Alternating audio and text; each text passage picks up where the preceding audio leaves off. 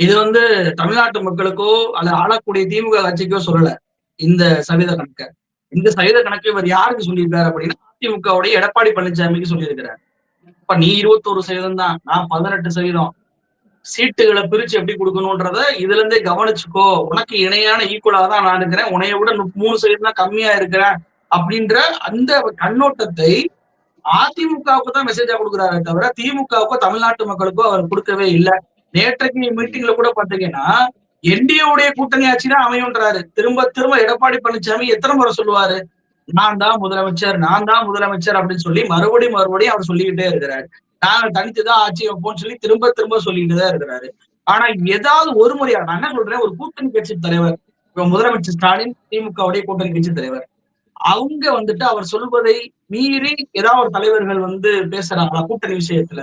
ஒரு முடிவு அரசாங்க முடிவு எடுக்குறாங்கன்னா, அதுல மாற்று கருத்து இருந்தா வைப்பாங்க. ஆனா கட்சியுடைய கூட்டணி விஷயத்துல திமுக தலைவர் ஸ்டாலின் அவர்கள் ஒரு முடிவு எடுத்துட்டார். ஓகே. எல்லாரும் ஓகே. நாங்க இணைஞ்சு செயல்படுறோம். அதுதான் கொள்கை கூட்டணி. ஆனா இங்க பாருங்களேன். இந்த கட்சியுடைய தமிழ்நாட்டுடைய கூட்டணி தலைவர் யாரு? எடப்பாடி பழனிசாமி. ஆனா அந்த எடப்பாடி பழனிசாமி ஒரு விஷயத்த திரும்ப திரும்ப சொல்றார். அத யாருமே கேட்க மாட்றாங்க.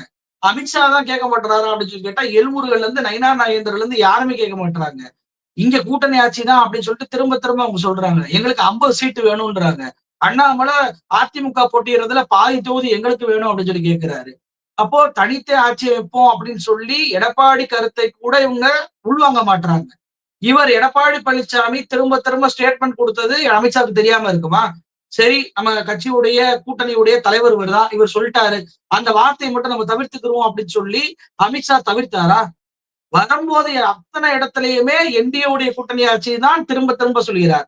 அப்போ 21% அதிமுக, 18% பாஜக அப்படின்பது நம்ம 2 பேருமே ஒரே அளவுல தான் இருக்கோம் என்பதற்கு ஒரு மெசேஜ் தான். சரி இந்த 18% பிஜேபி வாங்கினது உண்மையா அப்படின்னு சொல்லி கேட்டா, இன்னைக்கு ஓட்டு திருட்டு அமலப்படுத்தி விட்டுருச்சு. 3% வாங்கின கட்சி 2014ல 10% தாண்டாத கட்சி இன்னைக்கு 18% எப்படி வாங்குனீங்க? அண்ணாமலை எப்படி 2வது இடத்துக்கு வந்தார்? அப்ப இதற்கெல்லாம் நம்மளும் எப்படி ராகுல் காந்தியை போல ஆய்வு பண்ணி வெளியிட்டோமோ, அதே மாரி கோயம்புத்தூர் தொகுதியை மட்டும் வச்சு ஆய்வு பண்ணி வெளியிட்டோம்னு வச்சுக்கோங்களேன், அண்ணாமலை அம்பலப்பட்டு போயிருவாரு. ஆச்சி கொழுக்கட்டை மாவு வந்தாச்சு. ஆச்சி கொழுக்கட்டை மாவிற்கு கொழுக்கட்டை அச்சை கேட்டு வாங்குங்கள்.